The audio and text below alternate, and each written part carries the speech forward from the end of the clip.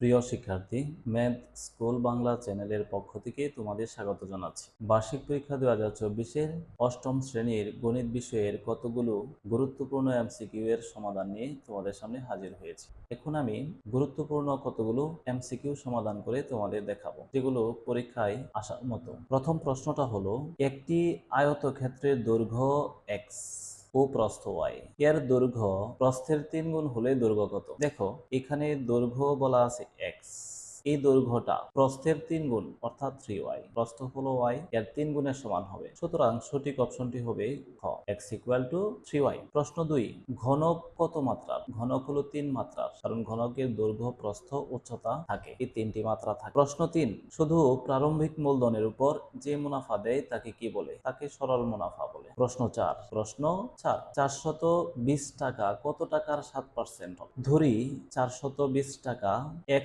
টাকার 7%, x এর 7% হলো 420, এটা ধরে নিলাম। ওকে, এর মানে তো গুণ দিলাম, 7% মানে 7/100। আচ্ছা, তাহলে 420 লিখলাম। এবার আমরা করব কি, x টা রেখে দেব আর 7/100 এটা আমরা ডান দিকে পাঠিয়ে দেব। ডান দিকে পাঠালে হবে 420 ভাগ হবে, আর ভগ্নাংশ ভাগ হলে এটা উল্টে গিয়ে গুণ হয়, ভাগের পরিবর্তে গুণ দিয়ে উল্টায় দিতে হবে, অর্থাৎ 100 উপরে উঠবে আর 7 নিচে নামবে। ওকে, 7 দ্বারা 420 কে কাটলে হয় 6 7 42, 60 আর 100 গুণ করলে হয় 6000।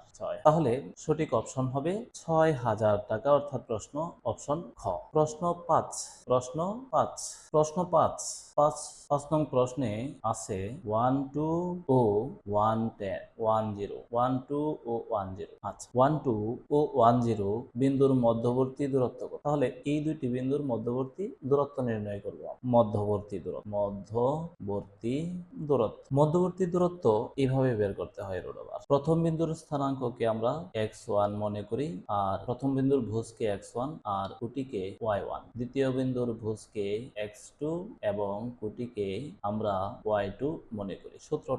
সূত্রটা হলো x2 minus x1 whole square plus y2 minus y1 whole square. এটা হলো দুইটা বিন্দুর মধ্যবর্তী দূরত্ব নির্ণয়। তাহলে রোডাবার x2 হলো দ্বিতীয় বিন্দুর ভুজ অর্থাৎ 1 মাইনাস x1 হলো প্রথম বিন্দুর ভুজ অর্থাৎ 1 হোল স্কয়ার। ওকে, প্লাস y2 হলো দ্বিতীয় বিন্দুর কোটি 0 মাইনাস y1 হলো প্রথম বিন্দুর কোটি অর্থাৎ 2 হোল স্কয়ার। ওকে, এবার 1 - 1 মানে 0, 0 এর বর্গ 0, 0 নিতে হয় না। 0 - 2 মানে মাইনাসের 2, মাইনাস 2 এর বর্গ হলো 4, তাহলে 4 এর বর্গমূল হলো 2। ওকে, তাহলে সঠিক অপশন হলো 2 একক। দুইটা বিন্দুর মধ্যবর্তী দূরত্ব হলো 2 একক। প্রশ্ন 6, অর্ধবৃত্তের ক্ষেত্রফল কত? 6 নং প্রশ্নে বলা হয়েছে অর্ধবৃত্তের ক্ষেত্রফল কত। প্রথমে তুমি সম্পূর্ণ বৃত্তের ক্ষেত্রফল লিখ। সম্পূর্ণ বৃত্তের ক্ষেত্রফলের সূত্র হলো পাই আর স্কয়ার বর্গ একক, পাই আর স্কয়ার বর্গ একক। এটা হলো সম্পূর্ণ বৃত্তের ক্ষেত্রফল। অর্ধবৃত্তের ক্ষেত্রফল হলো পাই আর স্কয়ারকে 2 দ্বারা ভাগ করলেই এটাই হলো অর্ধবৃত্তের ক্ষেত্রফল। অর্থাৎ 6 এর সঠিক আনসার হলো, সঠিক অপশন হলো গ, পাই আর স্কয়ার বাই 2। এবার আমরা 7 নং প্রশ্নের সমাধান করব। বাইনারি সংখ্যা পদ্ধতিতে মোট কতটি আলাদা চিহ্ন রয়েছে? বাইনারি সংখ্যা পদ্ধতিতে মোট 2টি আলাদা চিহ্ন রয়েছে, সেটা হলো 0 1। সঠিক অপশন হলো ক। প্রশ্ন 8, 2 13 7 8 3 8 5 নম্বরগুলোর মধ্যক কত? তো মধ্যক বের করতে গেলে প্রথমে নম্বরগুলোকে আমরা সাজাবো। 8 নম্বরে নম্বরগুলোকে আমরা প্রথমে সাজাবো, যেমন সবচেয়ে ছোট 2 এটা আগে লিখবো, তারপরে 3 লিখবো, তারপরে আছে 5 লিখবো, তারপরে আছে 7, তারপরে আছে 8, তারপরে আছে 13। এভাবে সাজালাম। তাহলে 2 4 6, মোট উপাত্তের সংখ্যা হলো 6। ওকে, মোট উপাত্তের সংখ্যা যদি জোড় সংখ্যা হয়, এখানে 6 কিন্তু একটা জোড় সংখ্যা, তাহলে মধ্যক বের করা লাগবে এইভাবে। জোড় সংখ্যা হলে সুতরাং মধ্যক হলো n/2, অর্থাৎ 6/2 তম পদ, 6/2 তম প্লাস 6/2 অর্থাৎ n/2 প্লাস 1, 6/2 প্লাস 1 এততম পদ ডিভাইডেড বাই 2 ইকুয়াল 6 কে 2 দ্বারা ভাগ করলে হয় 3, তাহলে 3 তম পদ। এটা হলো 3 তম পদ, এখানে 3 তম পদ লিখবো। 1 2 3, 3 তম পদ হলো 5, এখানে 5 লিখব প্লাস তারপর 6/2 মানে 3 আর 1 যোগ করলে হয় 4, তাহলে 4তম পদ লিখবো এখানে, তাহলে 4তম পদ হলো 7, এখানে লিখবো 7/2 ইকুয়াল টু 5 আর 7 যোগ করলে হয় 12/2 অর্থাৎ 6। ওকে, তাহলে 8-এর সঠিক অপশন হলো খ অর্থাৎ 6। প্রশ্ন 9, ঘনবস্তুর মাত্রা কত? যে কোনো ঘনবস্তুর মাত্রা হলো 3, কারণ যে কোনো ঘনবস্তুর দৈর্ঘ্য, প্রস্থ এবং উচ্চতা এই 3টি মাত্রা থাকে। প্রশ্ন 10, নিচের কোনটি দ্বিপদী বীজগাণিতিক রাশি? দেখো খ নাম্বার হলো সঠিক অপশন। এই ক এর মধ্যে পদ আছে একটা, x এবং y এর গুণফল, সেটা কিন্তু একটা পদ। তারপরে গ এর মধ্যে পদ আছে একটা, আর ঘ এর মধ্যে দেখো এটা গুণ থাকলে এই দুইটার গুণফল হলো একটা পদ, ঠিক আছে, এটা একটা পদ। এখানে 3x + 2, 3x হলো একটা পদ, 2 হলো আর একটা পদ। এই খ হলো দ্বিপদী বীজগাণিতিক রাশি। ওকে, প্রশ্ন 11, সরল মুনাফার হার নির্ণয়ের সূত্র নিচের কোন? আমরা জানি সরল মুনাফা নির্ণয়ের সূত্র হলো I = PRN। আচ্ছা, এখান থেকে আমরা হার নির্ণয় করব, তাহলে PRN সার্চ চেঞ্জ করলাম, I ডান দিকে গেল, বা আর আমরা রেখে দেব, PN পাঠালে হবে I/PN। ওকে, তাহলে সঠিক অপশন হলো ক। প্রশ্ন 12, ওকে, 12% হারে, তাহলে এখানে 12 নং প্রশ্নের মধ্যে দেওয়া আছে মুনাফার হার 12%, 12%। ওকে, 12% কে আমরা এভাবে লিখতে পারি 12/100। এবার 12 কে 100 দ্বারা ভাগ করলে হয় 0.1। ওকে, 1500 টাকায়, তাহলে এটা হলো পি এর মান, অর্থাৎ মূলধন 1500 টাকা, 1500 টাকা 3 বছরের।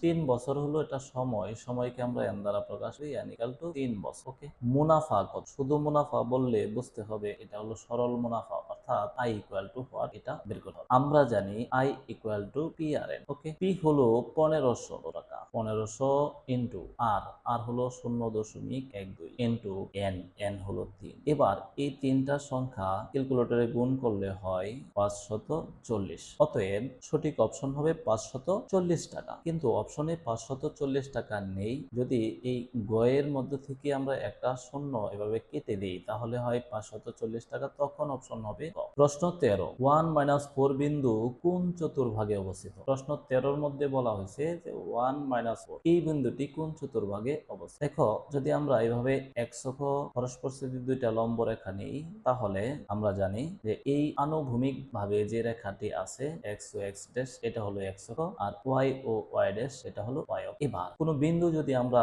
কার্তেশীয় এরকম দ্বিমাত্রিক একটা তলে স্থাপন করি, তাহলে বিন্দুর ভুজ অর্থাৎ 1, এখানে 1, এটা বসবে x অক্ষ বরাবর, অর্থাৎ x ও x ড্যাশ বরাবর। ওকে, আর বিন্দুর কোটি হলো -4, এটা বসবে y অক্ষ বরাবর, y ও y ড্যাশ, অর্থাৎ এভাবে বসবে উপরে নিচে। x এর মান 1, তাহলে মূল বিন্দু থেকে এক গড় ডান দিকে যাবে, ধরলাম, মনে করলাম এটা 1 একক। ওকে, y এর মান, অর্থাৎ কোটি হলো y এর মান, y হলো -4, তাহলে নিচ দিকে 4 একক নিচ দিকে আসতে হবে, -1 -2 -3 -4, আনুমানিক মনে করলাম এখানে হলো বিন্দুটি, তাহলে 1 - 4 বিন্দুটির অবস্থান হলো এই চতুর্ভাগে। ওকে, এখন এই চতুর্ভাগের নাম কি? এটা হলো প্রথম চতুর্ভাগ, আর এটা হলো দ্বিতীয় চতুর্ভাগ, এটা হলো তৃতীয় চতুর্ভাগ, আর সর্বশেষ এটা হলো চতুর্থ চতুর্ভাগ। তো আমরা দেখলাম যে 1 - 4 বিন্দুটি চতুর্থ চতুর্ভাগে, অর্থাৎ সঠিক অপশন হলো ঘ। এবার প্রশ্নটি হলো 14, 20 একটা বিন্দু ও আরেকটা বিন্দু হলো 60। ওকে, এই দুইটা বিন্দুর বিন্দুদ্বয়ের মধ্যবিন্দুর স্থানাঙ্ক কত? তো এই দুইটা বিন্দুর মধ্যবিন্দুর স্থানাঙ্ক বের করতে বলা হয়েছে প্রশ্ন। ওকে, তাহলে মধ্যবিন্দুর স্থানাঙ্ক বের করি। মধ্যবিন্দুর ভুজ বের করার সূত্র হলো দুইটা বিন্দুর ভুজদ্বয়ের যোগফল। এই যে এই বিন্দুর মধ্যে আছে ভুজ হলো 2, এই বিন্দুর মধ্যে আছে ভুজ হলো 6, তাহলে 2 + 6/2, ভুজদ্বয়ের যোগফল /2, কোটিদ্বয়ের যোগফল /2। কোটি হলো প্রথম বিন্দুর কোটি হলো 0, এর সাথে যোগ করব আমরা দ্বিতীয় বিন্দুর কোটিও 0 /2। ওকে, তাহলে আমরা কি দেখলাম, 6 আর 2 যোগ করলে হয় 8, 8 কে 2 দ্বারা ভাগ করলে হয় 4, 4, 0 0 যোগ করলে হয় 0, 0 কে 2 দ্বারা ভাগ করলে হয় 0, অর্থাৎ 4। এই দুটি বিন্দুর স্থানাঙ্ক হলো 40, তাহলে সঠিক অপশন হলো গ। এবার আমরা দেখব 15 নং প্রশ্নের সমাধান। প্রশ্ন 15, বৃত্তের অধিচাপের উপর দণ্ডায়মান দণ্ডায়মান বৃত্তস্থ কোণগুলো কি সূক্ষ্মকোণ নাকি সমকোণ নাকি স্থূলকোণ নাকি কোনোটিই নয়। বৃত্তের অধিচাপ, অধিচাপ হলো বৃত্তের বড় চাপকে অধিচাপ বলা হয়। মনে রাখবে এইভাবে, অধিচাপের উপর অন্তর্লিখিত কোণ যেহেতু এটা বড় চাপ, তাহলে ছোট কোণ উৎপন্ন হবে, আর উল্টাটা, ছোট মানে সূক্ষ্মকোণ। অধিচাপের উপর দণ্ডায়মান বৃত্তস্থ কোণগুলো হবে সূক্ষ্মকোণ। ওকে, যদি এখানে উপচাপ থাকতো তাহলে হতো স্থূলকোণ, কারণ উপচাপ হলো ছোট একটা চাপ, ছোট চাপে বড় কোণ উৎপন্ন হয়, অর্থাৎ স্থূলকোণ উৎপন্ন হয়। প্রশ্ন 16, একই চাপের উপর দণ্ডায়মান বৃত্তস্থ কোণ কেন্দ্রস্থ কোণের কি পরিমাণ? আচ্ছা, চাপ যদি একই হয়, একই চাপের উপর দণ্ডায়মান বৃত্তস্থ কোণ হবে কেন্দ্রস্থ কোণের অর্ধেক। সঠিক অপশন হলো খ। বৃত্তস্থ কোণ বললে বৃত্তস্থ কোণ কিন্তু কেন্দ্রস্থ কোণের অর্ধেক। আবার এখানে যদি কেন্দ্রস্থ কোণ থাকতো তাহলে আমরা দিতাম দ্বিগুণ দিতাম। কেন্দ্রস্থ কোণ কিন্তু বৃত্তস্থ কোণের দ্বিগুণ। প্রশ্ন 17, কোন সংখ্যা পদ্ধতিতে ডিজিটকে বিট বলা হয়? বাইনারি সংখ্যা পদ্ধতি। সঠিক অপশন খ। 18 হলো 1011, তারপরে আবার 101 101, এই দুইটা সংখ্যার যোগফল কত? যোগ করব, বাইনারি সংখ্যার যোগ করব।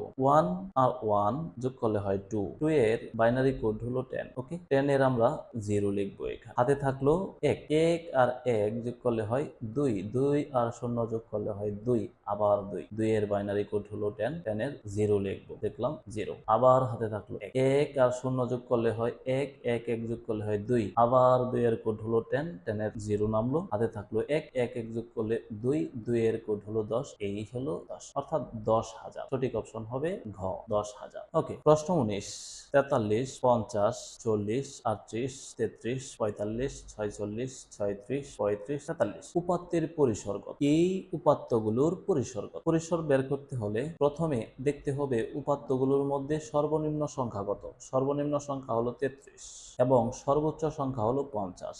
তাহলে পরিসর কি হবে? পরিসরের সূত্র হলো সর্বোচ্চ সংখ্যা মাইনাস সর্বনিম্ন সংখ্যা প্লাস 1। ওকে, 50 থেকে 33 বাদ দিলে হয় 17 প্লাস 1 যোগ করব, তাহলে হয় 18। ওকে, সঠিক অপশন হলো 18, অর্থাৎ অপশন হলো ক 20। 1 থেকে 21 পর্যন্ত বিজোড় সংখ্যাগুলোর গড় কত? 20। 1 থেকে 21 পর্যন্ত বিজোড় সংখ্যাগুলোর গড়। তো আমরা করব কি, প্রথমে 1 থেকে 21 পর্যন্ত বিজোড় সংখ্যাগুলোর যোগফল বের করব। 1 প্লাস 3 প্লাস 5, বিজোড় সংখ্যাগুলো হবে 7 plus 9 plus 11 plus 13 plus 15 plus 17 plus 19 plus 21 পর্যন্ত এই সংখ্যাগুলোর যোগ করব। যোগ করে মোট উপাত্তের সংখ্যা দ্বারা ভাগ করব। মোট উপাত্ত হলো এখানে দেখি 1 2 3 4 5 6 7 8 9 10 11, 11 দ্বারা ভাগ করব। 1 থেকে 21 পর্যন্ত মোট 11টি উপাত্ত আছে, 11 দ্বারা ভাগ করব। এখন আমরা করব কি, এই বিজোড় সংখ্যাগুলো 1 থেকে 21 পর্যন্ত এই বিজোড় সংখ্যাগুলো আমরা যোগ করব উপরে। এটা সূত্রের সাহায্যে যোগ করতে পারো তোমরা। যদি সংখ্যাগুলো 1 থেকে শুরু হয় আবার বিজোড় সংখ্যা হয়, তাহলে দেখবে কয়টি সংখ্যা আছে। এখানে 11টি সংখ্যা, তাহলে 11 বর্গ করলেই হবে 11 স্কয়ার। এই সংখ্যাগুলো যোগ করলে দেখবে 11 স্কয়ারের সমান আসছে। নিচে হলো 11, 11 স্কয়ার হলো 11 ইন্টু 11, নিচে হলো এটা 11, 11 11 কাটা থাকলো 11। ওকে, তাহলে সঠিক অপশন হলো গ 11। প্রশ্ন 21, x ইকুয়াল টু 21 নং প্রশ্নের মধ্যে প্রশ্নটা হলো এইরকম, x equal to a plus summation fi ui divided by n into h। এটা হলো x কে বলা হয় গড়। এই সূত্রে x কে বলা হয় গড়। গড় নির্ণয়ের সূত্র হলো এটা হলো সংক্ষিপ্ত পদ্ধতি। একটা পদ্ধতি আছে গড় নির্ণয়ের, সংক্ষিপ্ত পদ্ধতি। সংক্ষিপ্ত পদ্ধতিতে গড় নির্ণয়ের সূত্র হলো এখানে প্রশ্নে বলা আছে x নির্ণয় গড় হলে একে কি বলা হয়। এই সূত্রে x যদি গড় হয় তাহলে একে কি বলা হয়। এ হলো গড় নির্ণয়ের সূত্রে এ হলো আনুমানিক গড়। আমরা যদি সংক্ষিপ্ত পদ্ধতিতে গড় নির্ণয় করি তাহলে কোনো এক সময় গিয়ে আমাদের আনুমানিক একটা গড় ধরে নিতে হয় এবং তাকে আমরা এ দ্বারা প্রকাশ, আনুমানিক গড়। ওকে, তাহলে একে বলা হয় আনুমানিক গড়। সঠিক অপশন হলো খ।